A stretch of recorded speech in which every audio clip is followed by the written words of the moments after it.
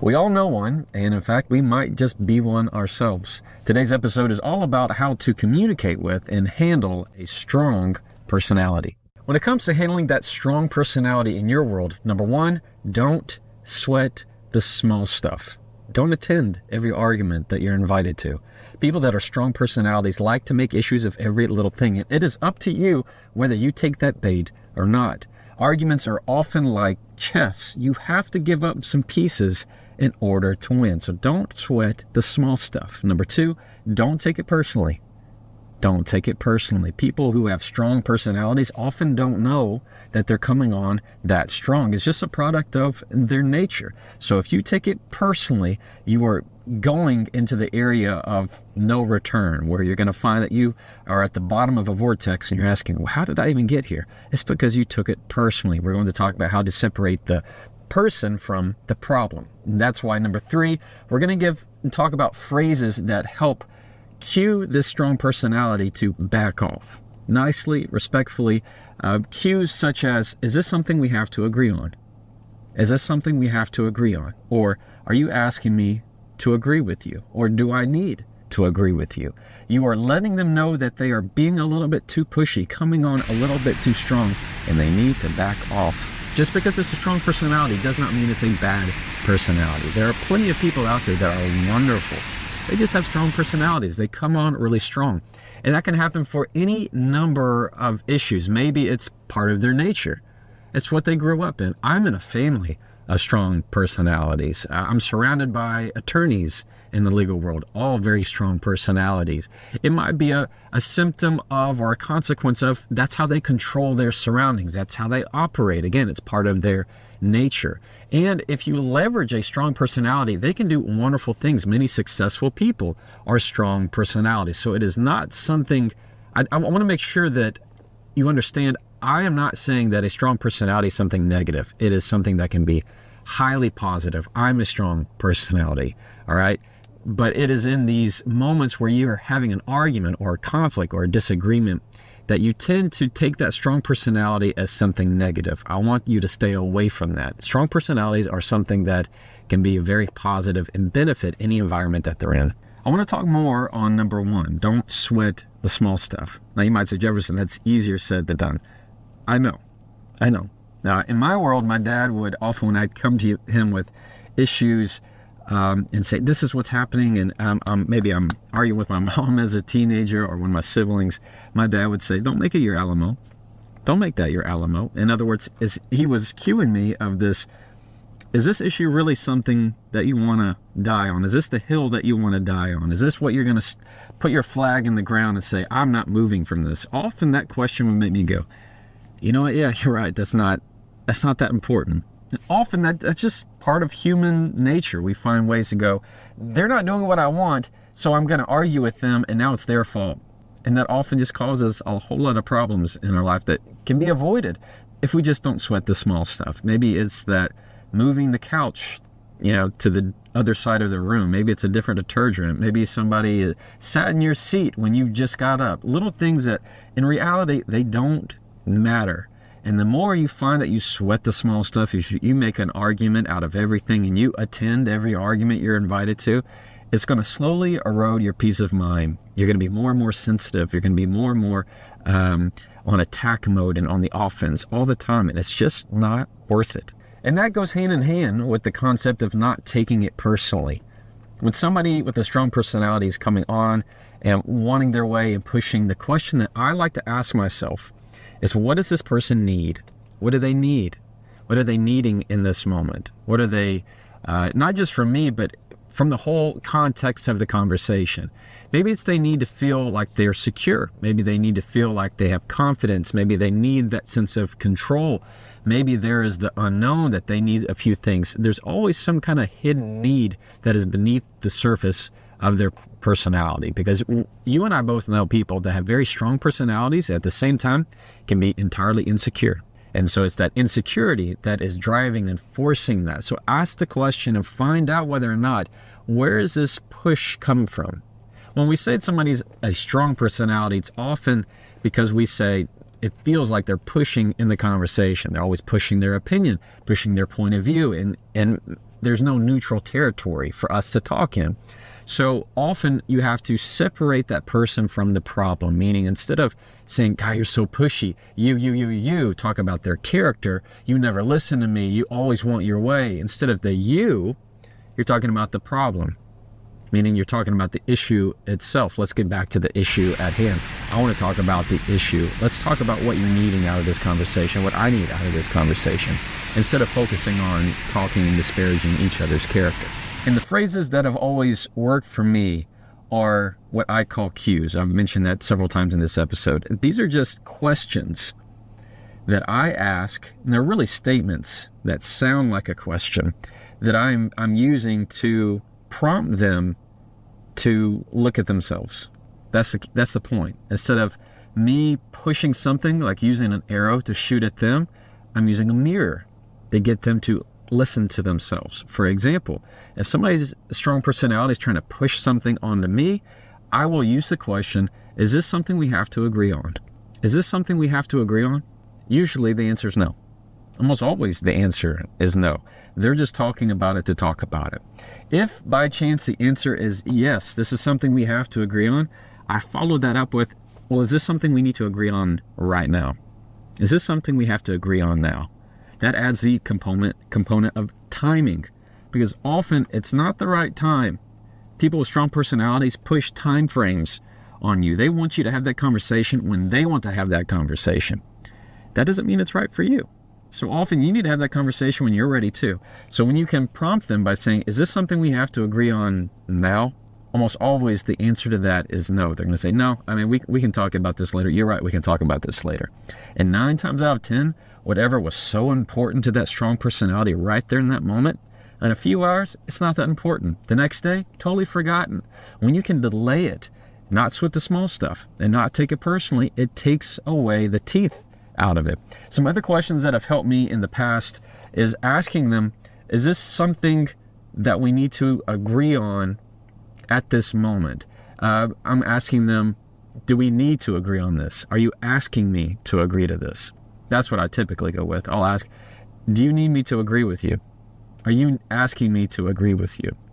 Do I need to agree with you on this? I'm just pushing that question to them of saying, hey, you understand that you're pushing your own opinion. Are you asking me to agree? Do I need to agree with you? Often the answer is no. Accuse them that they're being a little bit too pushy in the conversation, and they will back off. The answer I typically get is, no. I'm just wondering about, and that's what you want. You want that? No. What I'm just trying to say is, and it backs them off and lets them know that they're coming on just a little too strong. Now we're at one of my favorite parts of the podcast, and that's when I get to read a question from a follower. I have a weekly newsletter where I send out a email right to your inbox once a week that gives a short, concise communication tip. If you're not part of that newsletter, you're going to find it there in the show notes below. I get to ask, get a question from a follower, and I pick one out. This one right here, let me pull up my phone. This one is from Shannon in Dallas. She says, Jefferson, thank you so much for your content. Thanks, Shannon. I have an issue with an overbearing father-in-law. He always tries to push his opinion onto me, especially if it's only he and I in the room and nobody else is around. He's trying to get me to agree with his side, whether it's politics or how things should be done around the house or my role. Any advice would be helpful. Shannon, I hear you, and that's difficult. That is a strong personality, especially in-laws. In-laws can, they typically have strong personalities. That doesn't mean it's bad. It's often good. Here's what I'm going to recommend to you. Anytime, one, I'm going to make some assumptions. Number one, I'm assuming that the conversation is appropriate, meaning he's talking about something that is okay to talk about. He's not asking inappropriate questions. He's not pushing something that is making you super uncomfortable. He just has a pushy, strong personality. What I'm going to recommend to you is, one, you use the question of, is this something we have to agree on? Is this something we have to agree on? Or are you asking me to agree with you? Are you asking me to agree with you? Often the answer you're going to find, and I'll be surprised if it's not, the answer you're going to get is no. No. I'm just asking. I'm just, wondering your thoughts on this. It's okay to prompt them with those questions, but often you'll find they'll move on because you're indicating to them that he's being a little bit too pushy in the conversation. Here's another thought that's coming to my mind. Often you can frame a conversation in a way that allows them not to have that control in the first place. So if you find that he raises an issue and he's trying to push something on you and you want to get out of it, you need to tell him how you want the conversation to end. Meaning you call your shot ahead of time. You're just telling them how you want the conversation to end. And it sounds like this. If you're getting into that conversation and you find maybe you're 2 minutes into it, you go, look, I want to walk away from this conversation with the understanding that this is going to be this way, or this isn't going to change. I want to walk away with the understanding of, I want to walk away is the key phrase. I want to end this conversation understanding blah, blah, blah. I want to walk away from this conversation with X, Y, and Z. It's not you actually walking away. I'm not saying you leave the conversation, though if you need to, you certainly could. It is the idea of, I am telling you right now how I want this conversation to end. And that's how this is going to go, period. That way they can't guide it anywhere else. You're saying, look, I want to end this conversation with, let's say his name was Carl. I don't know. You said, Carl, look, I want to end this conversation with you and I on good terms, all right? Carl, I want to end this conversation and us have a great day. I want to walk away with this conversation feeling good. I want to walk away from this conversation excited for the dinner we're about to have. You just find ways to cue them out of saying, look, this is where I want to end this conversation. Don't take us to a bad place. Don't take us to where it's somewhere difficult. It's okay to have a strong personality, but understand that on the end of it, I want to come away with a positive takeaway that's going to preserve both of our peace of minds. Now, we all know people that no matter the conversation, they always find a way to talk about themselves. And even if it's not about themselves, it always seems to be their voice that takes up the entire conversation. On today's episode, we're discussing how to handle people who dominate conversations. When it comes to somebody dominating a conversation, and not in the good way, as in they're not letting anybody else speak, they're the ones always having to hear their own voice, there's some things I need you to do. Number one, interrupt them. You interrupt that person. Now, I know it doesn't sound like me to suggest that, but it's true, because if they're not going to respect your time, then you have to do it. And there's a particular way I want you to do that. You interrupt them by using their name. You start low and then you go higher, because people listen to their name. Their name gets their attention. It's the best word they can ever hear is their name. So if I were to hear you or somebody was listening to me and I just said, hey, Jefferson, you say it as often and as loud as you need to, because it will eventually make them stop. Number two, when they do stop, I want you to filter and pass it. Here's what I mean.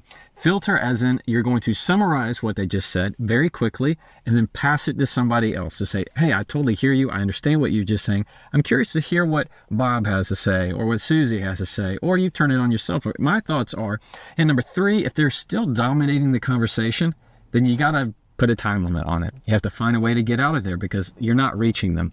So it's as easy as saying, hey, I got about 5 more minutes and then I need to get going. I need to do other things. But time limit is the only way to make sure that they're just going to continue to talk as long as they have an audience. And at the end of it, you just have to understand when somebody is dominating the conversation, it's not a two-way street. It's a one-way street. It's a monologue, and you didn't buy a ticket to hear it. So if they're not going to respect the way conversation should happen, it's time that you respect yourself. And most of the time, these kind of scenarios happen in meetings.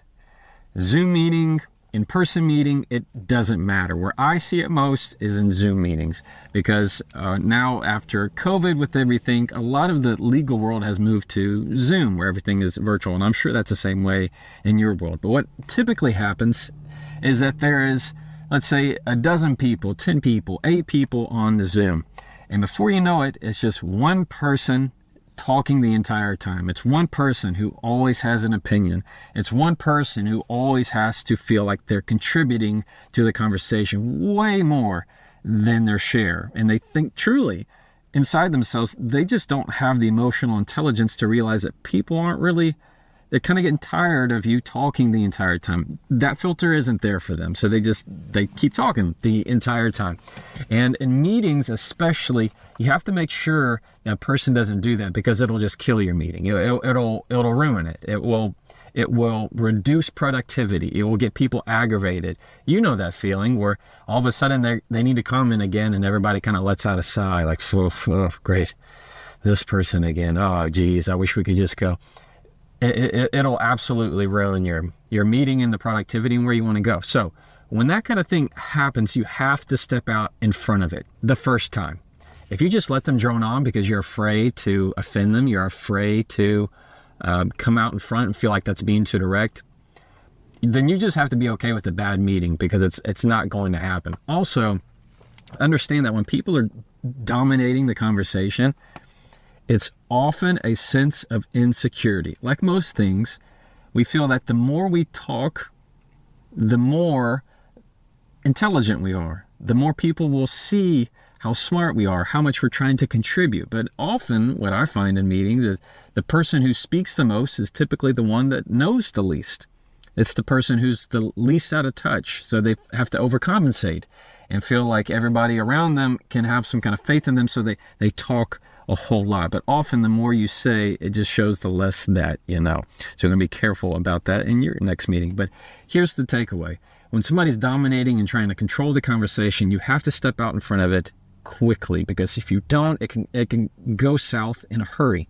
And I hear some of you already going, Jefferson, I don't feel comfortable interrupting this person. I don't feel comfortable interrupting them. They're going to get upset if I interrupt them. No, they're not. They're going to want to stop and listen. Maybe they might be a little bit frustrated, but your purpose is true. And here's how I'm going to help you with that. When you need to interrupt somebody, there's a difference between me just starting to share my thought. Let's say, for example, you're talking to me, telling me a story. I've heard this story a million times. There's a difference between me cutting in and going, yeah. I mean, we all know, okay? And then just ignoring you and continue to go on with my thought. That's going to upset you, right? That's going to make you feel like, oh, they just interrupted me. They just cut me off. But if I were to use your name and say, Jefferson, I need to interrupt you, all of a sudden, it doesn't feel like an interruption because I told you what it is. I told you that I'm interrupting you. And I know we've discussed this before on the podcast on how to handle interruptions, but it's the same true for people who dominate conversations. If I tell you that I'm interrupting you, if I say, I know I'm interrupting, or I need to interrupt you, nobody takes offense to it because here you're acknowledging what you're doing. It's the acknowledgement of the formality. Say, yes, I understand. Typically, I should not be interrupting. I should be hearing you out. And in this case, you have to, because they're not respecting the formality of I say something, then you say something. I say something, you say something. It's just all about them. So if you think about it in a pie chart, there's these people who control the conversation to hear their own voice a lot of ways, and they're totally fine with taking up 98% of the pie and leaving 2% to you, really for that 2% to tell them how great they are or how smart they are. We're not going to be doing that. Here, it's as simple as using their name because it's going to get their attention. They're going to perk up to that. To when you say, hey, Jefferson, it's going to automatically turn to you. They're going to look at you, especially the more you raise your voice in that way. But you're going to do it kind. You're not going to do it in a way that is rough or rude or just exasperated. That's going to make it go further south. Here, you are pulling them back in a way, nudging them back in to how a conversation is supposed to go, especially one that you're going to be involved in. Because understand, what you're doing here is also informing them, hey, if you want to have a conversation with me, this is how this is going to go. I'm going to say something, you're going to say something, and we're going to acknowledge each other's points. I'm not here. I didn't buy a ticket to listen to the show where I just sit and you get to say everything and I have to be quiet. That's not it. Here, you are showing them your manual. If you want to communicate with me, this is how you're going to do it. So when you use their name, it gets their attention. And it's easy way, if you feel like you're being too direct, to tell them, I need to interrupt you. This is a big key point of this, mind you. Do not apologize. Look at me.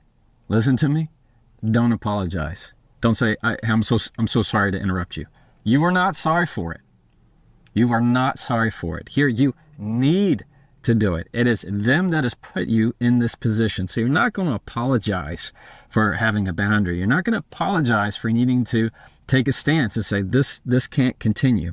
Cool? So you're not going to say, I'm sorry. It is, I need to interrupt you. That is as simple as that. Or I'm interrupting you. I know I'm interrupting you. Both of those will even allow them to go, okay, I'm listening. It'll totally turn into you, and they're not going to take offense to it because you're acknowledging it in the moment. And one point I want to make very clear is that once you interrupt them and filter and pass it, part of that is the acknowledgement. It is key that when you need to take the conversation away from somebody who is dominating and monopolizing the conversation, you acknowledge what they have said, summarize it very briefly, even if just one sentence, because otherwise they're going to feel totally shut down and dismissed, and it's going to lead to negative things. I don't want that for you. You can simply cure that by summarizing what they just said. For example, let's assume that you are talking to me on a given topic and I interrupt you. Let's say your name's Jefferson. Weird name, such a lame name. And I need to interrupt you. And I just go, hey Jefferson. And then all of a sudden I just start cut off my thought. And I go, hey Jefferson, I want to hear what Lauren has to say about this. You hear how all of a sudden I just felt, you feel cut off from me? If I were to say, hey Jefferson, I want to hear what Greg has to say. You're going to feel cut off immediately. Instead, if I said, hey Jefferson, I hear you. I agree that this point and that point and that point, or I hear you that this is something that is frustrating you. I don't disagree. I like to hear what so-and-so has to say on this point. Here I summarize it. I say, thank you for what you shared.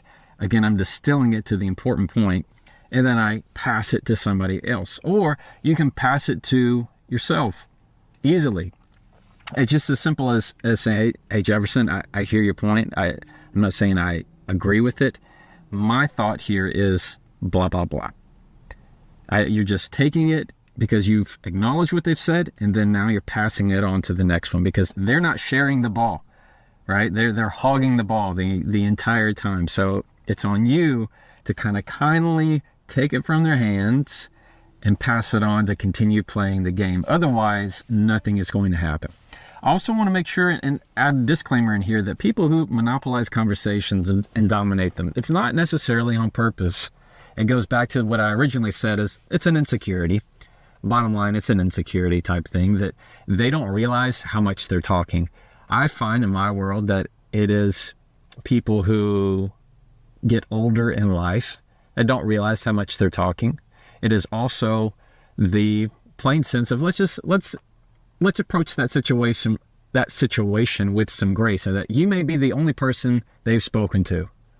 You might be, if it's somebody who's older and they haven't seen anybody today, and you're now the one that's going to be talking to them, they might have a week's worth of information, of stories and things that they just want to share, because in that moment they have a reason for feeling like they're alive and valuable and important, and you're going to be the one to focus in that. If that's the kind of situation, then you just need to be patient. It's that moment where instead of going, this is such a waste of time, being reflective of saying, I need to slow down a little bit. What's here for me? So understand there's always two sides of the same coin, especially for even people that are neurodivergent, they have ADHD, maybe they have other kinds of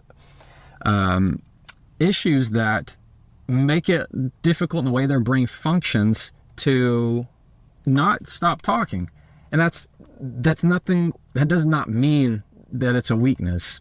It just means it's something to learn and to deal with and differently. And that's my whole point of this episode, is not that people who dominate conversations are evil and terrible. It is simply that it happens naturally with everybody, including yourself.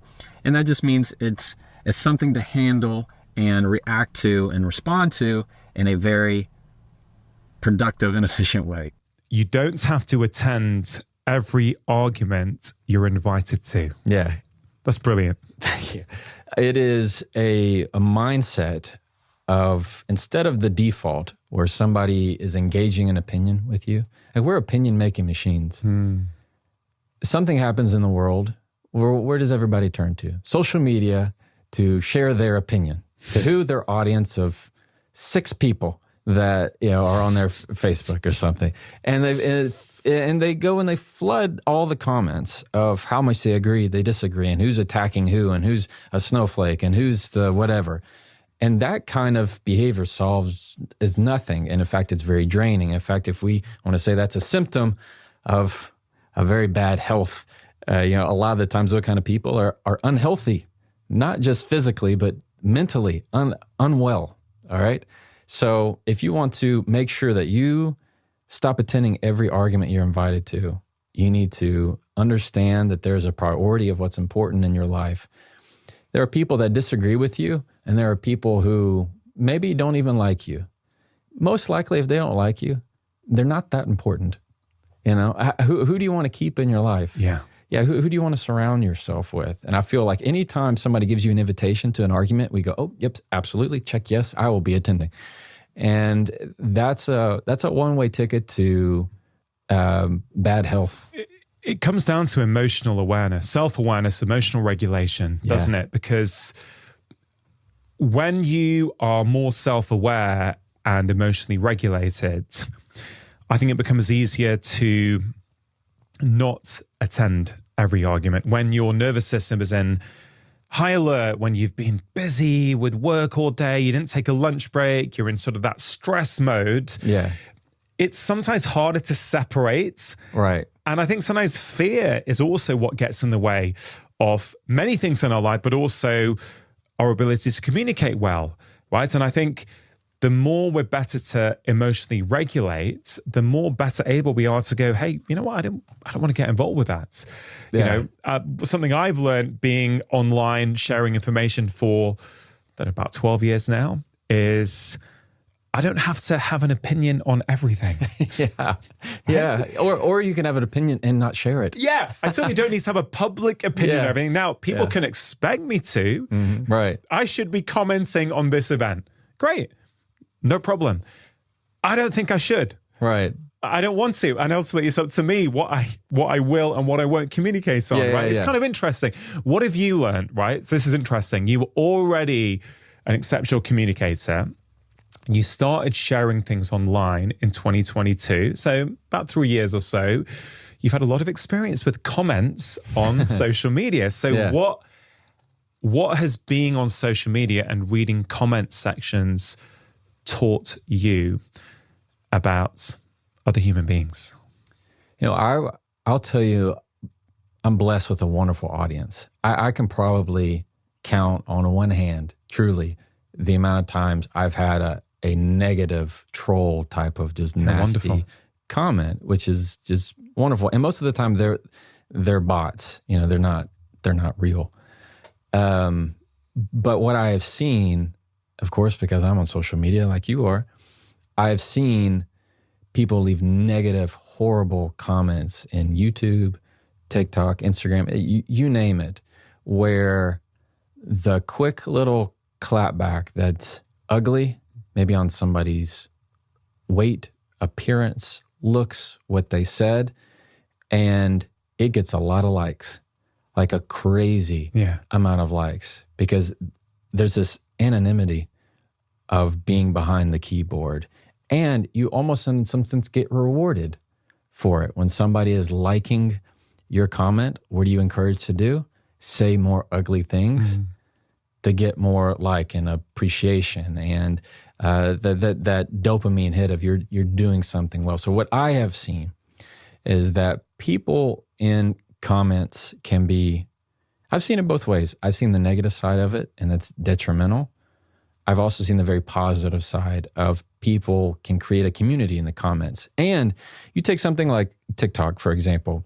Sometimes the comments are more entertaining than the actual content itself. People immediately, what they would say, run to the comments because there's so much interaction or things that are funny. People are hilarious. Yeah. I mean, one thing about social media is that there's so many talented people and so many funny people that you would never know. That they're total introverts, but they're funny and creative and things you would never be able to see in the world and environment that you're in. So I've been blessed with being able to see the positive. I've been blessed with being able to see the negative of it in in social media. And I find, I mean, I'm certainly a product of it. I wouldn't be here with you today had people not resonated with the content that I make. I would bet that one of the reasons you don't get many negative comments is because of your energy. People respond to energy.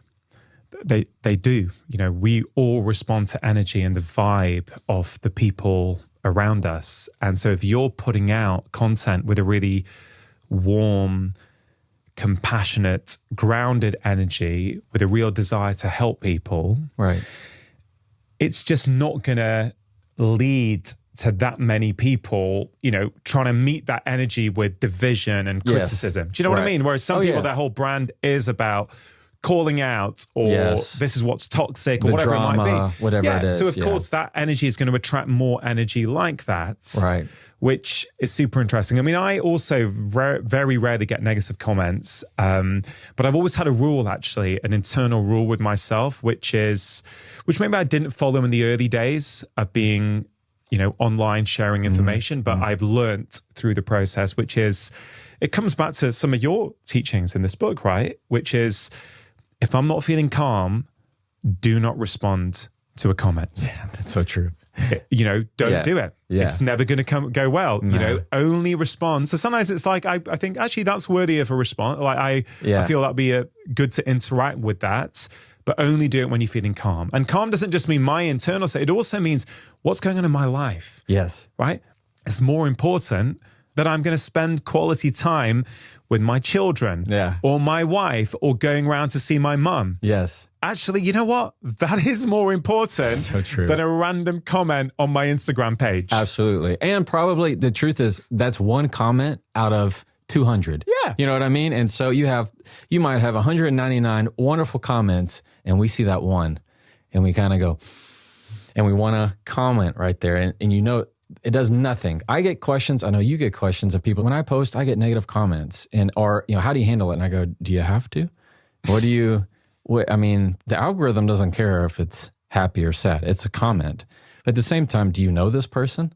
Are you going to actually sit down and spend time with this person? What's going on in your life? I sort of, in my last book, Jefferson, Make Change at Last, there's a chapter called Take Less Offense. Okay, I think you'd really enjoy it, actually. Yeah. And in that chapter, I make the case that offense is something we choose to do, right? Nothing is inherently offensive because if it was, we'd all find the same thing offensive. Yeah, I love that. The fact that we don't means it's not the comment or the thing that was causing the offense. It was something within us that was being activated. Right. I'm not excusing poor behavior here. Sure. I'm just saying that nothing is inherently offensive. We're choosing to take offense, right? And I sort of also make the case in that chapter that on some level, taking offense is actually, or could be argued to be a little bit arrogant. And the reason I say that is because if you think about it rationally, there's 8 billion people on the planet, right?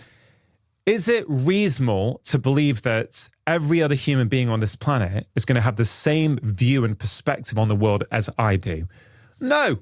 Right? It's not reasonable at all. Clearly, some people in the world are going to see the world differently from me. Right. They're going to have different ethics, different religion, different way of being brought up, different levels of trauma, whatever it might be. They're going to see the world differently. So they may actually disagree with me on certain things. They may see things completely differently. It doesn't mean that they're wrong and I'm right, or I'm right and they're wrong. Yeah. Just means they see it differently. Yes. And I kind of feel, bringing it back to your book, one of the things I love about it is I think there's a real deep compassion behind the tools, which relates to what I just said, which is you don't know what's going on with that person. You know, what the person you see is not always the person you're talking to. Yes. And that's, I think, one of the things I love the most about it. Yeah. Well, thank you very much. I think you're absolutely right. You choose to take offense to certain things. And I'm of the mindset of, anytime you just hear change, you hear about change, it makes you uncomfortable. You hear about change in the world or somebody having a different political view than you. That's change you're hearing that makes you go, I don't like that. So whenever you find and hear that change that's being communicated to you and it makes you uncomfortable, that creates a lot of that fear because we like what is safe. We like what is known. Let's say I want to change your mind about something and you have this political view. Let's say it's a religious view, for example. And I say that as something that's typically very crystallizing as part of somebody's identity. Well, if I just expect in one conversation, I'm going to entirely disprove everything that you've ever believed, problems are going to happen. Because what's most likely is I'm not just saying you're wrong. I'm saying your parents are wrong. I'm saying your grandmother's wrong. I'm saying that thing that you learned when you were a kid and you've known your entire life is all wrong. And people will do anything far past the point of just deciding not to listen to you in order to preserve what they know. And it is so easy for people. That's why a lot of times in a political climate, they're okay with one candidate doing it. They're not okay with another candidate doing it. They're okay if it's the side I am comfortable with. I'm not good with if it's a side I don't agree with. Why? Because we feel comfortable with what we know because it comes down from the people that put their value in us. And we will defend the people in our lives that have contributed to that view. So in other words, you can say I'm wrong, but if you're saying my dad's wrong, whoa, wait. You don't get to say my dad's wrong. I'm the one. And so we get defensive on behalf of the people that help shape our identity. And so we will do anything to the point of just refusing to listen, even to logic, even to evidence. Even if somebody presents you with evidence of saying something of why your position is wrong on it, we will boldface just disagree with it in order to protect the values that we've been raised with. Yeah, it's a great point.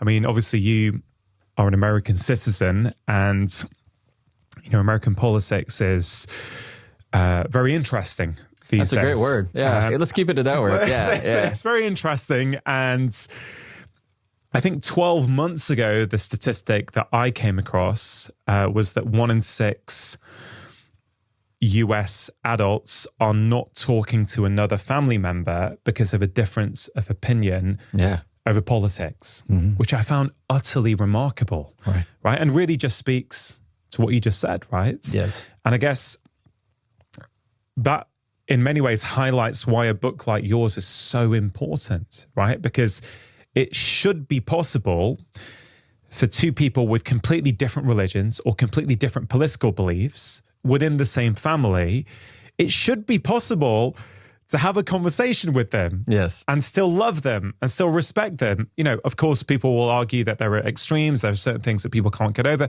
Okay, but as a general principle, you should be able to get on with people who see the world differently than you do.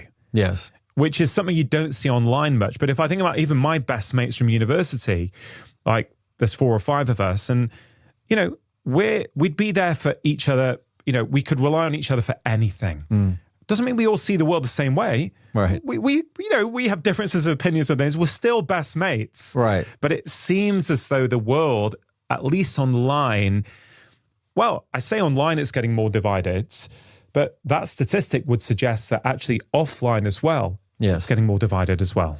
Yeah, I definitely believe so because we're not allowing real conversation. We expect that we can solve all issues in one conversation.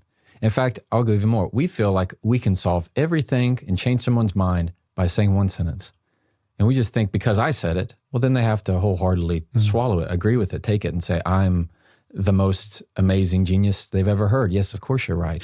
And that's just never going to, that's never going to happen.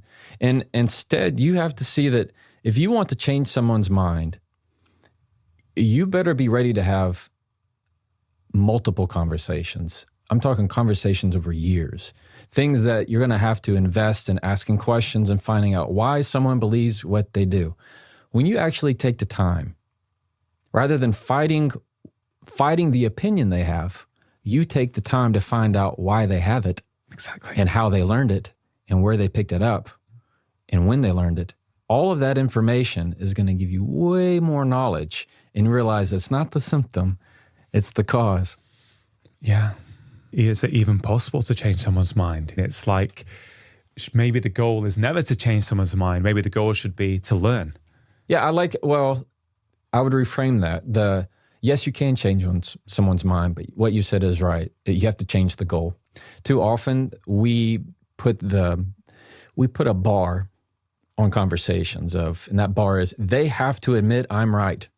They have to say they're wrong. That is rarely, if ever, going to happen.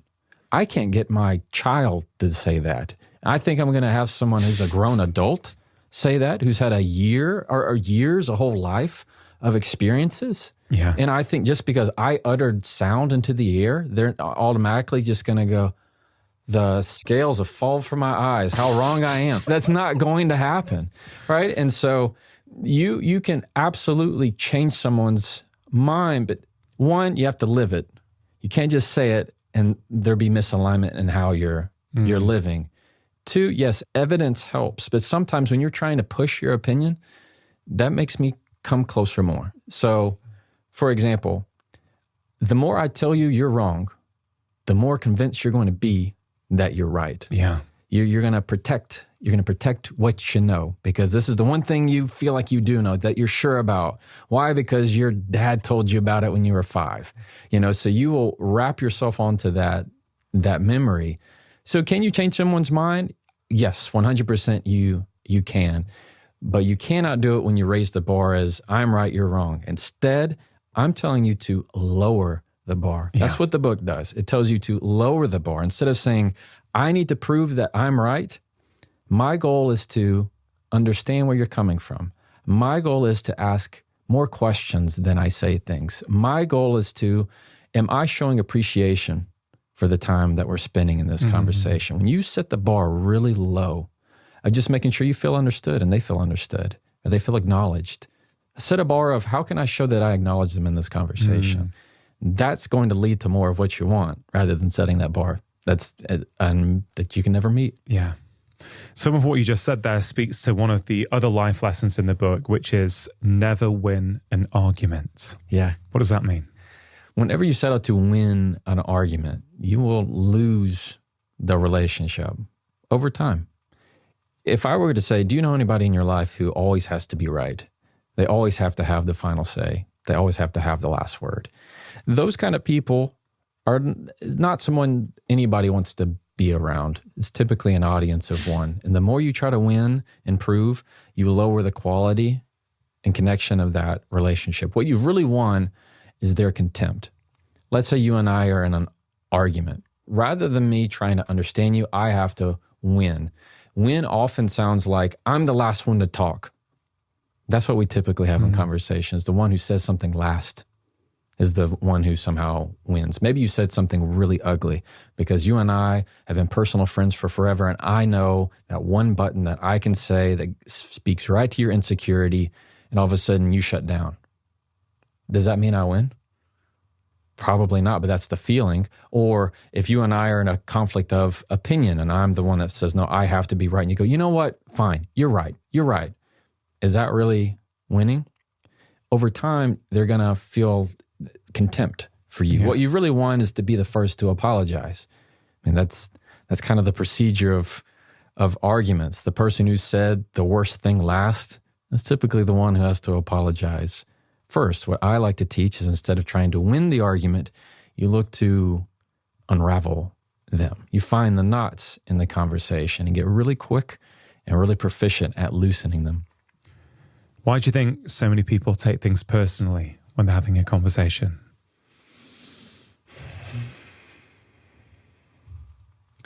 Our default is to make things about me, make things about I, not so much you.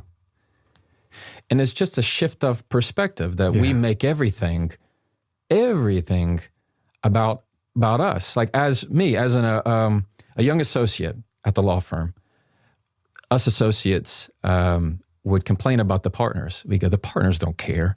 Partners don't listen to us. All they do is think about themselves. When I made partner, within probably 5 minutes, I got an email and I thought, these associates, All they do is care about themselves. It's very us versus them mentality. When you're the employee, you hate the management. When you're the management, you hate the employee. You always find a way to make it about you. It's our default. It's why we take things personally. It's why if I were to text you okay, you're not going to be, look at that. Look how nice Jefferson is. He said okay in the happiest way possible. Instead, you're going to go, okay. What kind of okay is that? Is that a okay? Or is that like a okay? Like what we find ways of reading the negative in text and email, any transactional correspondence like that. Why would you write a book about communication and argue less, talk more, but then really rule one is don't win? Is that more of a mindset thing? Is that what you mean when I approach a conversation with somebody? Or is that you literally mean that? Don't try to win an argument. I literally mean that. If you go into it always just wanting to win the argument, you will lose something else that is far more valuable every time. When I'm arguing in front of a judge and the other side's arguing, again, there's case law, there's a statute, there's a law that is applying to this. And I might have more precedent than the other person, and they can't compete against that. It doesn't mean that their argument wasn't any better. But you get into, especially in the courtroom, this feeling of, well, I have to win a lot of trials. Listen, if you haven't lost trials, you haven't tried enough trials. That's just the way it goes. If you want to spot somebody who's inexperienced, they haven't lost enough. But the mindset to it is much more impactful in every listener's world right now. That if you find that every book you read, every blog that you see is something that how to win every argument, it's lying to you, because what you're going to do when you have that mentality is you're going to lose the relationship. You're going to lose their respect. They're going to close themselves off from you. You're going to be less approachable. You're going to lose quality of your reputation if all you seek to do is win every argument. What if you're with someone who does try to do that? So let's start out. His content, you guys, is so specific, is what I like about it. It's not just general principles. There's actually real phraseology, real words, where perhaps you are the secondary person is what I would call it. So you could be husband and wife, boyfriend, girlfriend, friend, boss, and person they supervise. But one has sort of asserted the superior position in a conversation, if that makes sense. Almost like they're always teaching you a lesson, or they're in the control position.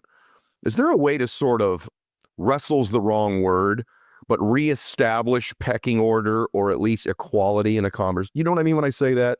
That you have people that in your life that talk to you as if they're the expert on everything, you're not. They're in charge, you're not. They're picking the restaurant, you're not.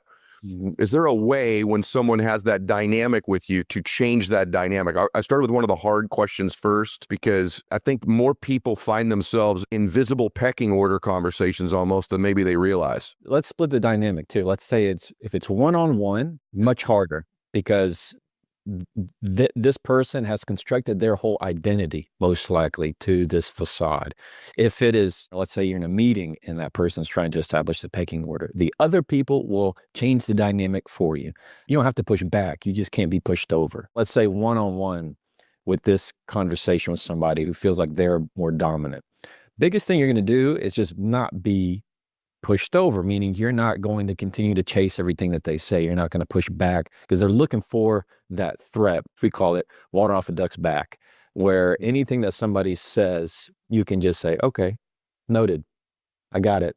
No, if I have any questions, I'll ask. This ability to kind of be in the pocket in your communication. The temptation is we want to compete with them. Oh, you just went skydiving? Oh, that's great. I just went twice. Oh, Ed's great. Yeah, you need to. And they start to compete with one another of how many names they can drop, how many experiences they can share. But all that does is show more and tells more about their insecurity than it does really about any kind of true substance. Let's just use the word alphas, or the people that are very confident in the communication, the conversation, typically say much less. You've been in those meetings where the person who always has their 2 cents, the person who always has something to say, is the person most likely the least removed from the actual true conversation of what's happening. They have to tell you so much so that you can know how smart they are. The real top dog is the person that's the most quiet. And when that person speaks, everybody's quiet and everybody listens. So insecurities are very loud. Confidence is very quiet. You said that about leaders too. It struck me where you said actually great leaders learn to say more with literally fewer words than the non-leader. You believe that's one of the traits of a great communicator, of a leader, correct? Correct. Good leaders respond in conversation. Great leaders leave room for conversation. So when there is this mentality that the leader has to say, oh, I'm captain of this ship and everybody should know it. Oh, who do you think you're talking to? And they need to correct and drive traffic and go, go, go. The best leaders are ones that they don't have to prove everything. Insecure people feel like they have to prove. They have to say a whole lot just so you believe that they're smart. Confident people know that. Great leaders already know that. They're the ones that have this calm energy. In my view, the best leaders have a calm energy about them. When they're on the floor of whatever is happening, instead of this erratic, what's going on? Okay, we need to do this. And they start shouting and getting mad and yelling at people versus the person who comes on the floor and goes, okay, what do we need to do next?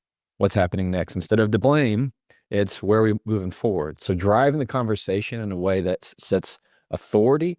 People are looking for anchors in conversation. Same thing in their everyday business. Employees, supervisors, whoever it is, they're looking for the anchors in their organization, and same in everyday conversation. So you have to find the way to be confident enough to be the anchor. What do you personally do when you get frustrated in an argument? Or, I mean, you've shared some things, but have you just done it so much that these are your go-to phrases when you feel like someone's attacking you or saying things that are just blatantly wrong or blatantly a lie? I mean, when that sense of justice kind of comes up in you, how do you keep yourself calm? How do I keep myself calm? Breathing works every time. I am a big proponent of the breath because I can tell in my shoulders are getting tense. That's what happens. So the traps that my muscles get real tight, and I realize, wait, what am I doing? So if I breathe, big breath in and out, that helps me a lot to calm down. But I also tend to, and this is just from repetition, I like to detach myself from bad arguments. So I like to kind of watch them, third party kind of thing of understanding what's happening in that moment. So when somebody's saying bad stuff to me, I picture myself having like a garbage, like trash can right here. So whenever I get it, I just put it away. Like I never allow it to, I don't allow myself to carry it. I don't allow myself to take it personally. Yeah. I hear it. I'm not even putting it in my basket. I'm just putting it in the trash. And that image to me keeps me a lot more calm so that I'm not chasing rabbit trails to no man's land. If I want to stay right on path, that's one of the most frustrating things I think for people when they get really mad in an argument is the person who's being logical. Because at that moment you want to be emotional. You want them to be emotional. You have to find a way that, this is threatening to me. I have to, my fight or flight. I need to fight you. I want to say something hurtful. I want to throw something. This is my fight mode saying, I need to beat you. But if you don't ever present yourself as an opponent in a way to where they're never able to rise, to really to grab onto something, like if I yelled back at you, I've now just gave them a pedestal to jump even further. If I say something ugly, I've now just justified their words. Now they get to grab for more every time. But if I just never offer that, I diffuse it every time. And so often I'll have other attorneys go, man, I wish you weren't on this case, or else I'd be able to I'd be able to get a lot more passionate and angry, and they're just not able to because I never provide them that robe. So breath works a lot. Slowing my voice and my words down help a lot. Because slowing your words is always very useful. And calming.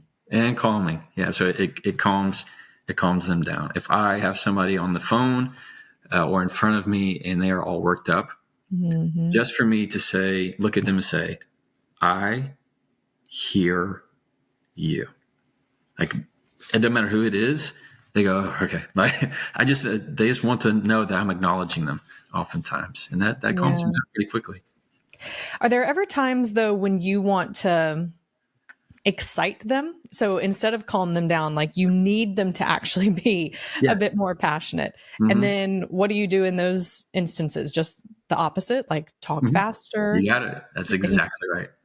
That's exactly right. So if I'm wanting to amp somebody up, if I really want to get things going, then I'm going to talk a whole lot faster, and my volume is going to start to increase. And I'm going to say, hey, look, I need you to be engaged here with me. When I say this, I need you to be this. And then now I'm starting to like get them elevated because they're starting to match my frequency, right? So that's what I do. That's right. I was like, I'm all in, Jefferson. Tell me, where are we going? Yeah. So if it's like, hey, we're going to do this. Come on. Yeah. Then they are. Now they feel like, all right, we're on a team. Let's go. I'm ready to just run through a brick wall. So I would love for all those people at home who are either in partnerships or friendships where arguing happens. Yeah. Jefferson Fisher, you and your wife being attorneys, being phenomenal communicators, right? Having sometimes your job depending on it. And then you, of course, becoming now one of the most well-known communicators in the world. Tens of millions of people going to you for this. How do you and your wife argue? Yeah. And like, let us in on all the secrets that we all need to be doing differently. Are you ready for the tea? Yes. Okay. My wife, no, I'm kidding. She's a fantastic communicator. Law really teaches you to be concise. And what I like to compare it is I'm a lot slower. She operates a lot faster. But often we have to communicate at the same level. When you have 2 kids and you're raising a family and everything, it's a lot. Our arguments are very short. And the reason because of that is we operate on this very quick to apologize, very quick to resolve. If you want your argument to be shorter, with your spouse, with your partner, with your friend, be quick to apologize. So often it is the continual circular arguments that just tend to roll on forever because you can't really sleep. When you're having that bad argument with your spouse or a significant other, it keeps you up at night. It begins to live and seep, and now you're having to put on an act for your kids when really you're irritated at each other and you want to lash out. Being quick to apologize and quick to resolve, that makes our arguments very short because we're fast to say, that's not what I meant. Or, I can see how that's how you would take it. I didn't mean it that way, or I didn't intend it that way. Whenever you can push out your intentions rather than pushing how they should react, that's a big difference. What I mean by that is, here I am taking the accountability of, I could have done better communicating that, versus, why would you behave that way? Why would you even behave that way when I said this? Who reacts like that? So when you take the responsibility for being understood, radical things can change.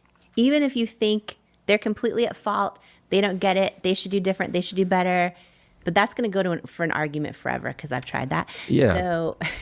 So you're saying that you're not saying they're right by apologizing or by, you're saying, oh, wait, maybe I could have communicated that differently. Right. You're doing your part to try to make the argument shorter. There are times when, and again, I'm not pointing to where people are in toxic relationships, right. People with narcissistic tendencies. Yes, that can be circular and terrible. I'm not saying you should just apologize to apologize. Yeah. What I'm communicating is whenever there is a friction in the conversation, we make sure that it doesn't get heated. In other words, it doesn't combust and turn into flame. It is trying to draw it out by unraveling the knot and going, okay, this is how I understood it. What did you hear? Okay, all right, that's not what I intended at all. I'm sorry. What I meant to say was X, Y, and Z. So the quicker you can get to that, the better. That's so good. Okay, so this is what I intended. What did you hear? Yes. And then, oh, okay, well, that's not what I intended. Here's this. Right. I want to just share something that I think is so profound, because every time I was growing up, when I knew my parents were arguing or this or that, and they didn't argue much. My parents actually just didn't talk about hard things when they did argue. And I knew that they were. I would go in and I would, say, is everything okay? And they're like, absolutely. And, they cover it up. And we think we want to protect our kids and hide it. But if an argument's getting drug out, and we're actually hiding it.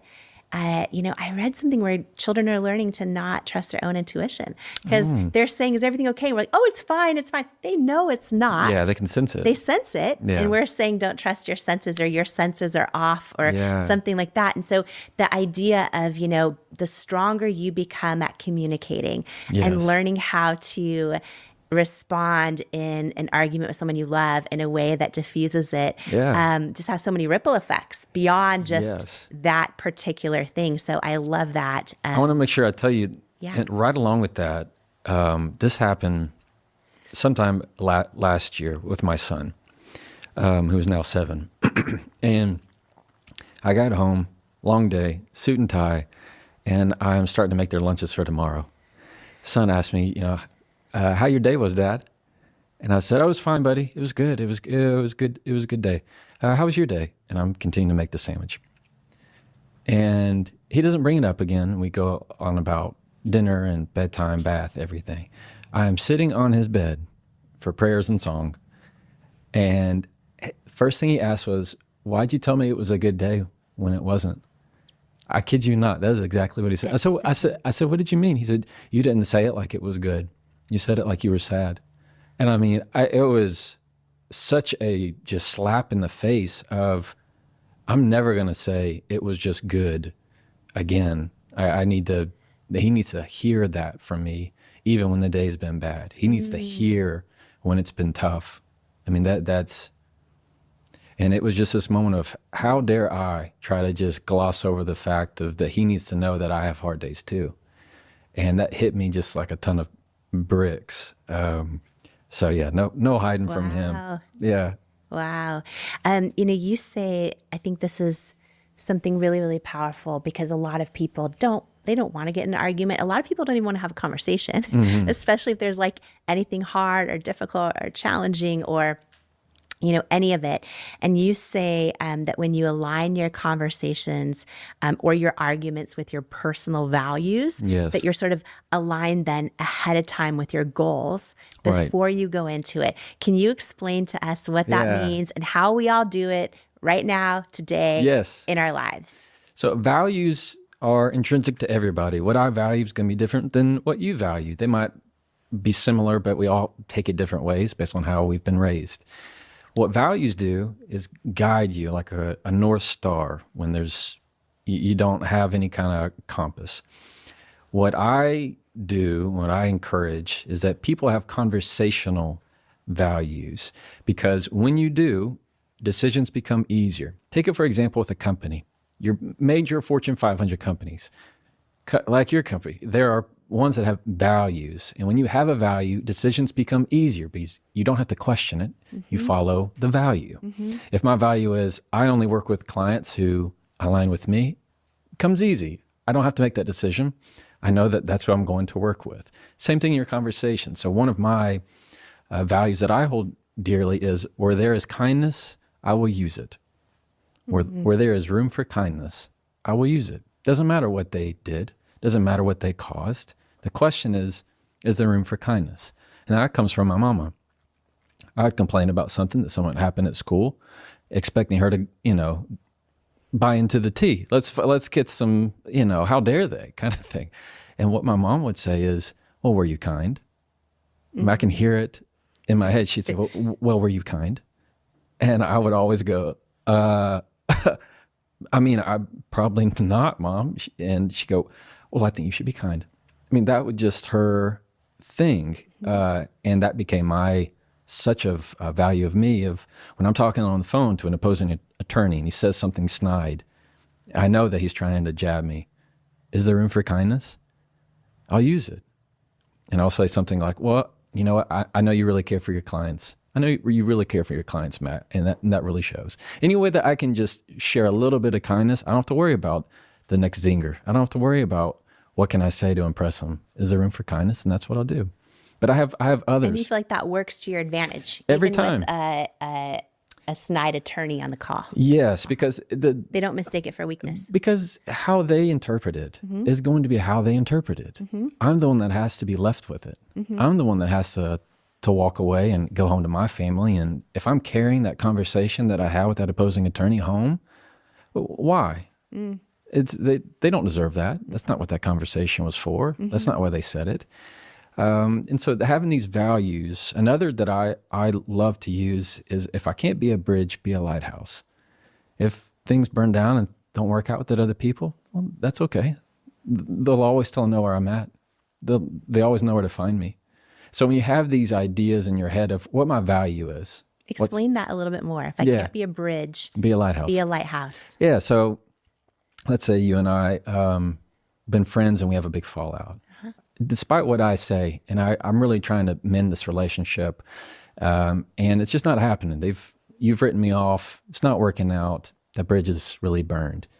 Well, that's okay. I'm still going to be a lighthouse. Maybe I'll see you in 5 years. Maybe I'll see you in 15 years when life has happened to both of us. But I'm not going to change the light that I'm going to put out into the world just because of our bridge was burned. Or the light you wish that other person. Yes, yeah, absolutely. And so when you have these values, and every one of us has a value, and you that's how you handle your conversations, because it allows you to, I don't have to worry about decisions. The values make the decisions for me. That's so good. I love that too, because I've had to do this. I wish I've never had to do this. But I've had to do this even recently, where a friend just like completely wasn't the friend I thought they were. And I think parts of our humanness want to, tell them all the reasons they're wrong, or this or that, or all the things. And it's like, I think when you can just be a lighthouse and go, okay, so it's a different friendship than I thought. Yeah. And I'm just going to pray for them and love on them. And I feel like what happens then is you meet the vibration also of attracting great friends. Yes. When you, and that's your gift. Yeah. Yeah. I mean, that's where it comes back. Whenever you send that zinger, that clap back, that sense of, man, I just put together the perfect paragraph that's going to punch them in the mouth. Yeah. It always has a bad aftertaste. Yeah. Always. Yeah. It may not be right within that moment, but it'll probably be the next morning. And it'll definitely be a week from now. And I mean, it's the longer it goes, the harder it is to come back together. I even think about that when I see comments online. Someone just like, it can feel like a temporary relief or something when you just, get that hateful comment out or attack someone. But then you're meeting the vibration of that in your life. So it just comes all around you in different areas. So that's so beautiful. Be the lighthouse. Yeah. Even if you're not. Yeah. Even if you're not the bridge. That's right. Even if you're not the bridge. How? What role does self-worth play in communication with others and with ourselves? Self-worth matters of who you're listening to. It's the question of who are you listening to when it's, say I have the confidence, or I can be assertive, or I shouldn't have said that. It is the line of who are you listening to in your life that's driving your own value. So much of what we put in self-value is a lie often. It's doubt. We sow a lot of doubt into ourselves, and that can grow over time to where when you get that one comment from a troll, all of a sudden you feel like they're telling you the truth, when really all they're doing is speaking to your doubts. And self-worth is something that you can grow into, and I don't want to say lean into. It's something you can step into, because when you can learn how to communicate effectively to stand up for yourself, just a little bit, you have that self-worth. When you can tell somebody no and it works, you feel excited about it. You feel worthy. Hey, you feel like, hey, I have that within myself of good job. Okay, now you feel a little bit better, and then you continue to grow in that step by step by step. But self-worth is very much tied to your communication, because again, how you communicate is who you are and how you feel about yourself. And how you communicate with yourself, right? Oh, yeah. Yes, no doubt. And because it's, remember, who are you listening to? Am I listening to my own doubts? People who are negative, say negative things. And people who are positive, say positive things. It's as simple as that. When you start to doubt yourself, it's because you're listening to your doubts. You're not listening to the positivity. When you feel anxious, you're listening to the anxiety-inducing thoughts of what ifs, rather than the comfort in knowing I knows. These are such powerful tools that we can apply to our life right now. Right. And what I love is they're free They're free Yeah. they're not always easy, but we can get in the habit of them and we can Yes. apply them right now. So thank you for these tools. People want to feel like they're respecting themselves and they're standing up for themselves and they're not letting people walk all over them in conversation. And some of the stuff that we've been talking about over the last few minutes is really how to make the other person feel heard, how to not pour gasoline on the existing fire with our words. In the context of speaking with authority and conviction and standing up for yourself to somebody, what have you found to be an effective way to do so without being disrespectful? Well, I see two sides of that question. There is what we just talked about, the person's desire to feel acknowledged, to feel heard. And you can do that with phrases like, that's helpful for me to know. I've learned that X is important to you, or I understand that this is important to you. And you can lower their barrier that way. But to continue to stand up for you, there's got to be a boundary. There's a lot of, I'm going to use the word peace, that and clarity that comes with putting a frame around your life and around the conversation. That means you are focusing what is in it and excluding what is not. Just like you would put a frame around a piece of art, you are enhancing what's inside it. So if you want to put up a boundary with somebody's pushing your buttons, you need to say no, you need to stand up for it. You're using assertive language. So what I like to give it for people is you're giving them a manual rather than giving them a remote. So instead of letting them control your behavior by pushing all your buttons, you're telling them, I don't accept the way you talk to me. So there's a difference in saying, you can't talk to me that way. I don't allow people to speak to me that way. So, or even stronger, somebody says, you can't speak to me that way. I don't respond to that.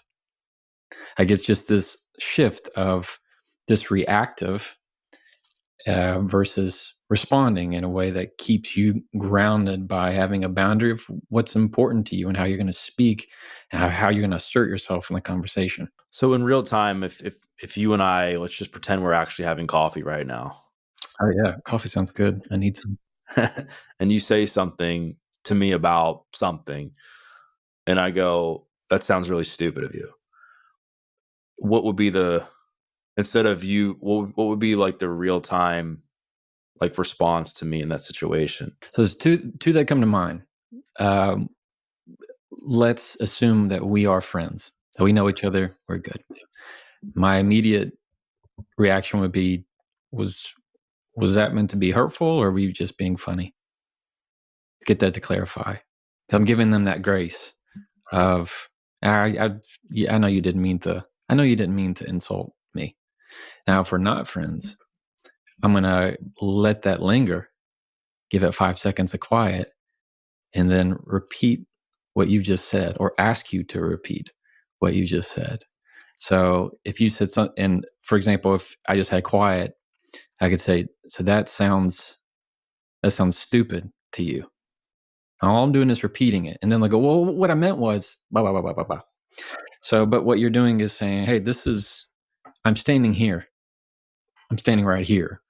And I'm not moving. So understand, if I don't like something, I will push it back, rather than me continue to carry your words and me feel less and less and less of myself. So we talked about like how like the biggest asset you can have is using your breath and practicing the pause before saying anything in the midst of high conflict situations or conversations like we just went over. Is the opposite also true? Because you hear a lot of people, and I've definitely been guilty of this, is like the tick for tack. Like somebody says something to you and then you try to one up with them with something else, and it's just this never ending battle to the bottom, right? Right. It's a race to the bottom is exactly what it is. Yeah. Is that the biggest mistake you see people make, is just this tick for tack approach when they're... Yeah. It's this perception that you have to win the argument, when my advice is always never win the argument. That winning an argument is not a thing. If you win an argument, you've won contempt, you've won regret, you've won resentment. It's a lose-lose game. What you've really lost is that person's respect. You might have lost the relationship, the connection that you once had, because you thought that saying that hurtful thing was going to make you win. It was going to end the conversation. Like in a negotiation, the advice is the person who speaks loses, right? Well, in a relationship you want to build, it's typically the person who speaks last loses because you went too far. I mean, you ratchet, you ratchet. So as soon as, let's say you said something to me, Doug, that was at a louder tone. If I go louder than you, in my mind, I'm winning. I need to beat you. Well, I've now just done two things. I've justified your ability to go even louder. I've also just confirmed every fear that you had about me. I've now confirmed every thought you had. I am rude. I am ugly because I haven't denied it. I've just given you all the tools and resources to feel even more afraid. So I am. It's like it doesn't make sense to me that how would you respond to a threat with a bigger threat? Often that does not create connection with the other person. It doesn't. It just makes them not like you more. So that's kind of the advice that I always fall back to, is that if you win an argument, your priorities are in the wrong place. It is a race to the bottom. Whenever you just ratchet it, eventually it hits a tipping point.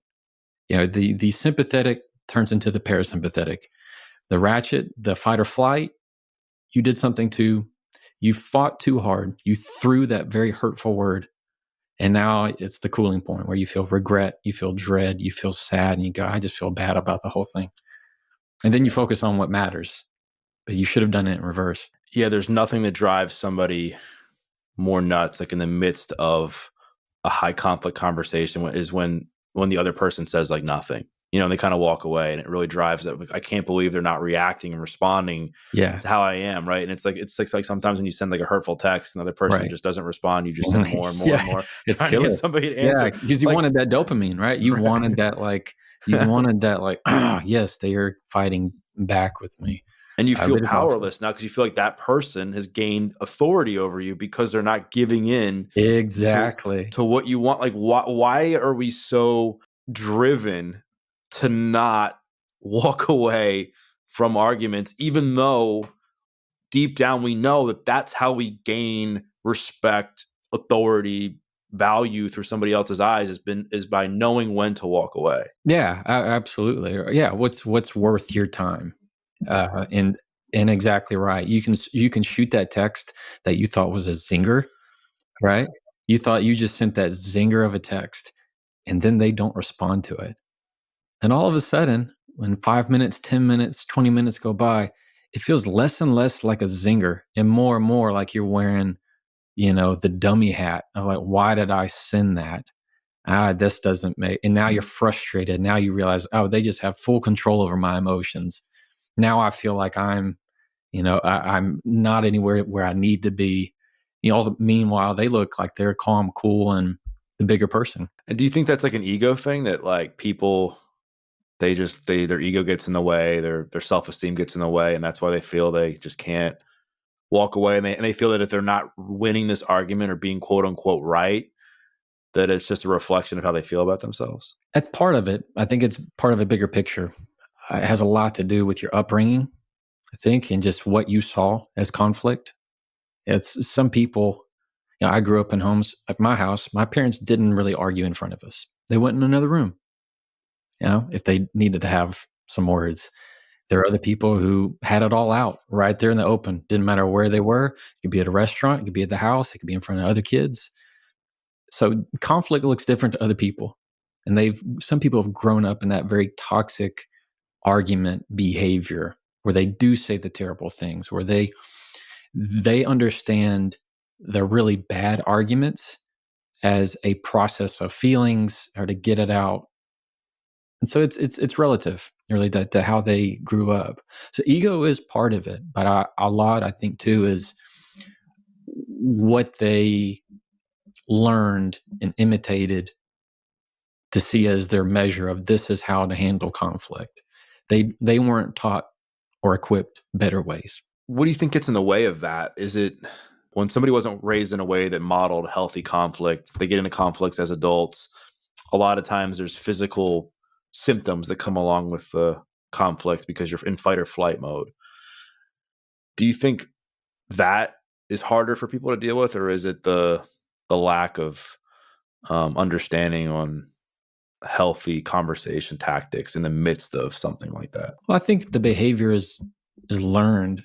I mean, I don't think, we're born to say no, to not like, I got 2 kids.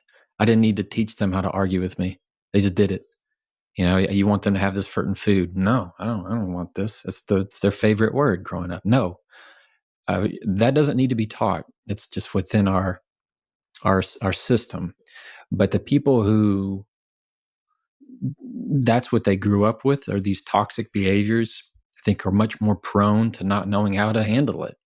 And on the other side, there are people that were taught it. They just find that when they behave a certain way, they get their sense of power. They get their sense of ego. They think this is what success is. They think this is what it is to achieve and to overcome and be machismo with it all. I think there is a fine line between using what you know and falling back to what you think works. How do we navigate conversations with more authoritative figures in our life? Let's talk real quick about why they feel the need to ask that kind of thing. So I think it's worth exploring with me and you. Right? I mean, why would mothers, I'm not a mother, I'm a father. I know why I might ask something in a way that I don't mean it offensively, but I am curious. And I'm curious of why do you think parents want to ask that kind of thing? Is it disapproving? Do they feel like they disapprove of the kids? No. You think they wish that they were more like them? No. I suppose a component of it could be fear.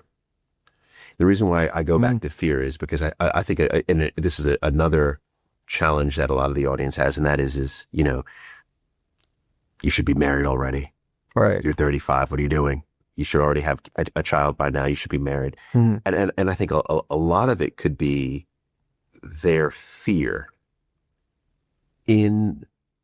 appropriately assigned. But I think that it could be I think that they could be reacting out of fear. Right. I think you're right. I think a lot of it has to do, like with most things, has to do with the fear, whether they want their child to have a partner. They don't want them to be alone should they not be there. Now, there's also some other mother-in-laws who just need that control. They because their son is the biggest thing to them, and they need to make sure that they are the ones controlling and thinking what the wife should do and disproving. If it's not anything like what they would do, they need to voice that. Yes. Common across, I think, all cultures all over the world. Yes. Now, how do you handle that kind of thing? One, you need to see it for what it is. And it's typically a show of personal selfish concern from them. They're wanting something. The life needs to look more like they want it to be. So one, recognize where it's coming from. Rather than taking it super personally, recognize where it's coming from. I would encourage you to ask questions that are going to open them up a little bit more. Questions like, what makes you ask? Something as easy as that is often to get them. Why? Because we want to find more information. Sure. We want to find, is it really the fear? Rather than getting so worked up and personal and getting defensive, just ask one more question, like we talked about. That's going to get you a little bit more information of where is the question coming from? Is it truly curiosity, or is it because their friend Janice asked them 2 weeks ago and they didn't know what to say, so they need to, what do I know? Right. So, number one, understand the context. Two, if you can, use words of appreciation but dismissal. This is what this is appreciation, but dismissive. Yeah. and I mean dismissive in the positive context, not in like a get out of here. Okay. So that would sound like, I appreciate the concern, we're happy. I appreciate the thought, we're good. Something as simple as that. You're not having to explain. Now, there are people who would probably rather hear me say the hard stuff of, excuse me, that's none of your business.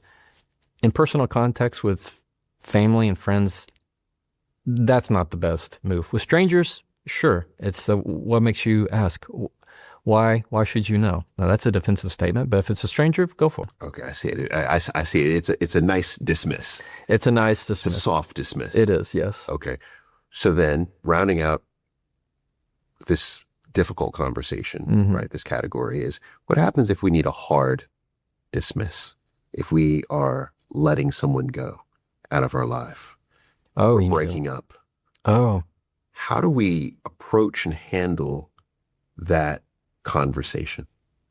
Those are hard. Those are probably some of the hardest conversations you'll ever have with people who you know that you need to let go of. People that they're wonderful people. You just know, they're not your person. They're not your people. Or they have a great job and they're good, but you know they're not going to be with you. How do you have those kind of conversations?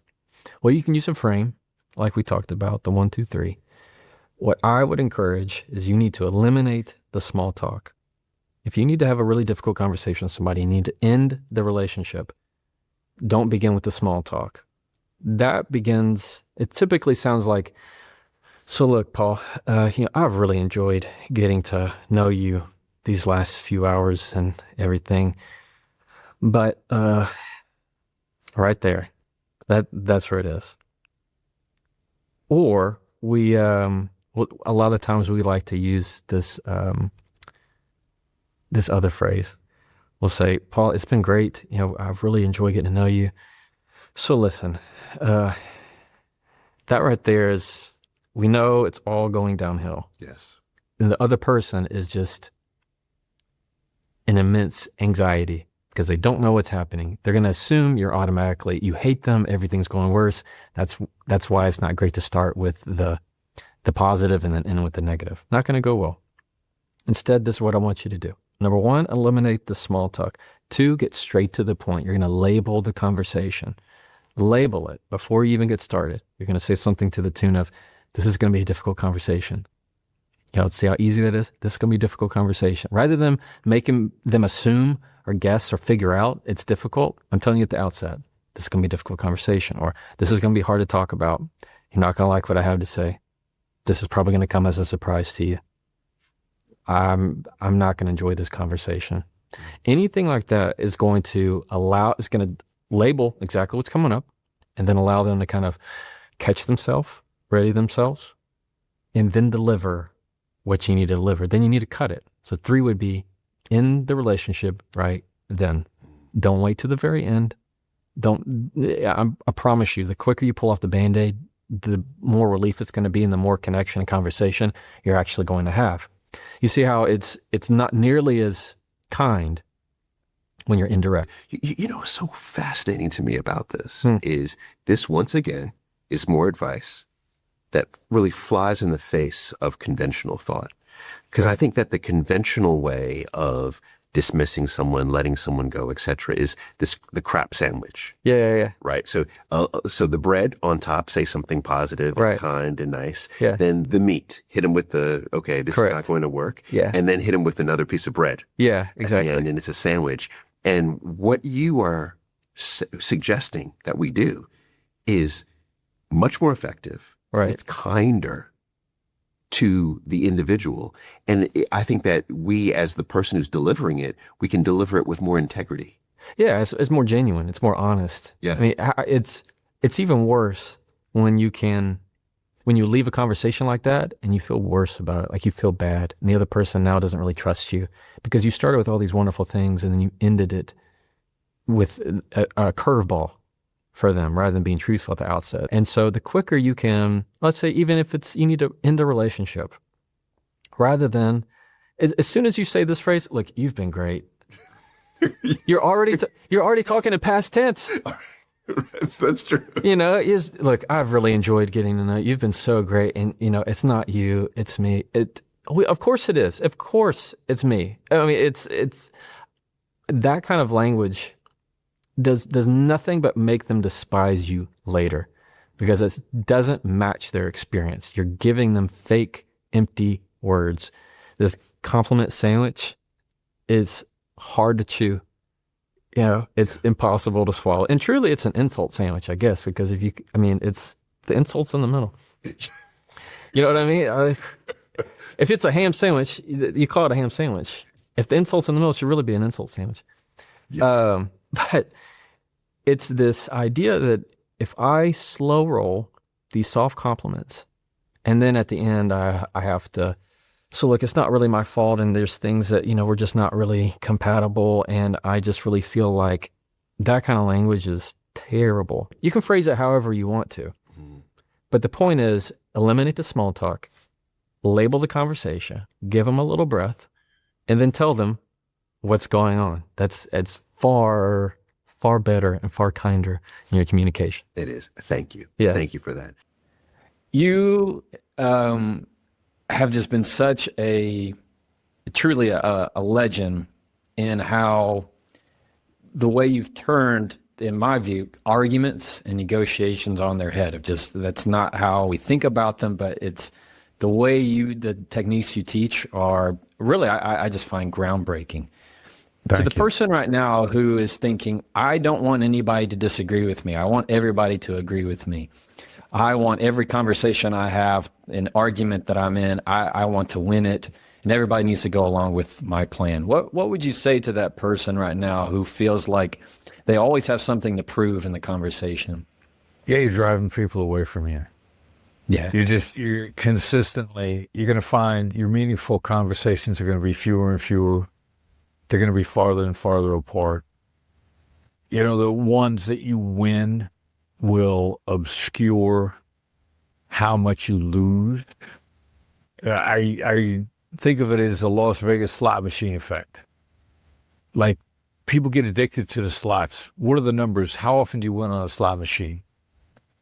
I've read that the arithmetic, the algorithm is, if they let you win 1 in every 84 polls, you're going to keep dumping money into the slot machine because the win is so celebratory. Like, if you got something to prove and you got somebody over a barrel and you force them into submission, it's like the slot machine going off. The bells and the whistles are ringing.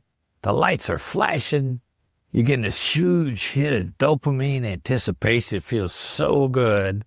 And you don't realize that you lose 83 out of 84 times. And they're slowly draining your bank account. So if you got something to prove, you're just slowly driving people away from you. And suddenly, you can't remember the last time you had a breakthrough, or nobody in your industry talks to you, or people, pay you the annoyance tax, make you so you go away. And you got all these small wins, but they don't accumulate. They don't add to much. You're not doing as well as the other people that somehow they get along with people. They're not as argumentative, but they got a bigger house than I do. They got a better car. They're making more money. How did that happen? I think you're exactly right. This idea of when you're trying to come in and prove everything and push people away, like you said, you're only draining your own bank account of life. And I think that's wise wisdom. How do you not get triggered emotionally though in life? Like personally, if someone's coming at you or attacking you or making you wrong, how do you keep your cool and not get defensive and take things personally? Or do you? It's very natural to take things personally, but what I say before I want to take things personally is I'll say, put it down, Jefferson. I'll say, put it down. Most of the time when we're taking something personally, we're picking something up that nobody asked us to carry. And we're just choosing to hold on to it, choosing to say, this was meant for me. And that's not always the case. And too many times somebody says, why are you taking this so personally? And they turn around, we're holding it all. Like, well, why are you holding that? I didn't ask you to hold any of that. So you get in a position to where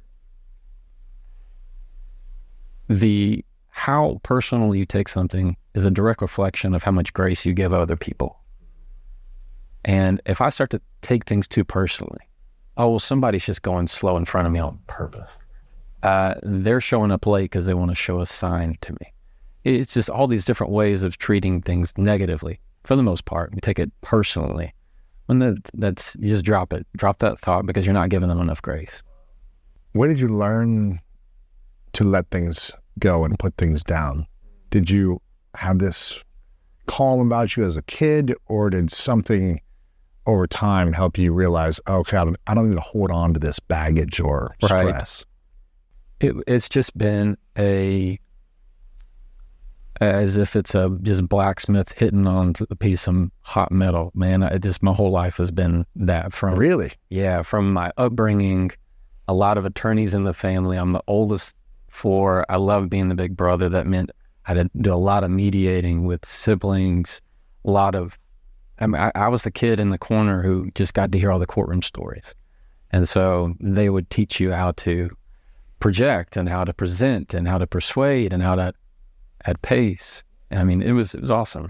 And that just kind of translated with what I like. Some people are really good at math or economics or accounting. Not me. This is my thing. Sure. Yeah. If you enjoyed that clip and want to see the rest of the conversation, you can click right here. Or if you want to see the latest episode of the Jefferson Fisher podcast, click right here and I'll meet you there.